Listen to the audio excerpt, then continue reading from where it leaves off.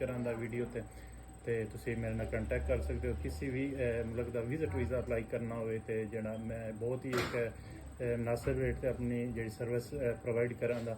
ਔਰ ਇਹ ਅੱਗੇ ਆਲਰੇਡੀ ਕਾਫੀ ਸਕਸੈਸਫੁਲ ਸਟੋਰੀਜ਼ ਨੇ ਜਿਹੜੀਆਂ ਮੈਂ ਇਨਸ਼ਾਅੱਲਾ ਨੈਕਸਟ ਵੀਡੀਓ 'ਚ ਅਟੈਚ ਕਰਕੇ ਐਜ਼ ਅ ਪ੍ਰੂਫ ਰੱਖਾਂਗਾ, ਜਿਹਦੇ ਵਿੱਚ ਕੈਨੇਡਾ ਦਾ ਵੀਜ਼ਾ ਅਪਰੂਵ ਇੱਕ ਮੇਰੇ ਕਲਾਇੰਟ ਦਾ ਹੋਇਆ, ਇੱਕ ਯੂਕੇ ਦਾ, ਆਸਟ੍ਰੇਲੀਆ ਦਾ, ਇੱਕ ਦੋ ਐਸੇ ਲੜਕੇ ਨੇ ਜਿਨ੍ਹਾਂ ਯੂਕੇ ਦਾ ਆਲਰੇਡੀ ਉਹਨਾਂ ਦਾ ਰਿਫਿਊਜ਼ ਸੀਗਾ, ਲੇਕਿਨ ਰੀ ਅਪਲਾਈ ਮੇਰੇ ਥਰੂ ਉਹਨਾਂ ਕੀਤਾ ਤੇ ਉਹਨਾਂ ਦਾ ਇੱਕ ਹਫਤੇ ਦੇ ਵਿੱਚ ਉਹਨਾਂ ਦਾ ਅਪਰੂਵ ਹੋ ਗਿਆ। ਔਰ ਇਤਨੀ ਖਾਸ ਰਿਕੁਆਇਰਮੈਂਟ ਵੀ ਨਹੀਂ ਹੈ, ਬਿਲਕੁਲ ਬੇਸਿਕ ਰਿਕੁਆਇਰਮੈਂਟਸ ਨੇ। ਔਰ ਤੁਸੀਂ ਇਹ ਚੀਜ਼ਾਂ ਮਜ਼ੀਦ ਮੇਰੇ ਤੋਂ ਇਨਬॉक्स ਕਰਕੇ ਮੇਰੇ ਨਾਲ ਕੰਟੈਕਟ ਕਰਕੇ ਪੁੱਛ ਸਕਦੇ ਹੋ। ਜਿਸ ਟਾਈਮ ਤੱਕ ਤੁਸੀਂ ਇਸ ਚੀਜ਼ਾਂ ਪ੍ਰਿਪੇਅਰ ਹੋਣ ਤੁਸੀਂ ਰਾਬਤਾ ਕਰੋ, ਅਪਲਾਈ ਕਰਦੇ ਆ ਵਿਦਨ 1 ਵੀਕ ਇਨਸ਼ਾਅੱਲਾ ਜਿਹੜਾ ਤੁਹਾਡਾ ਰਿਜ਼ਲਟਸ ਆਉਣ ਦੇ ਔਰ ਇਨਸ਼ਾਅੱਲਾ ਪੋਜ਼ਿਟਿਵ ਰਿਜ਼ਲਟਸ ਆਉਣ ਦੇ। Thank you so much.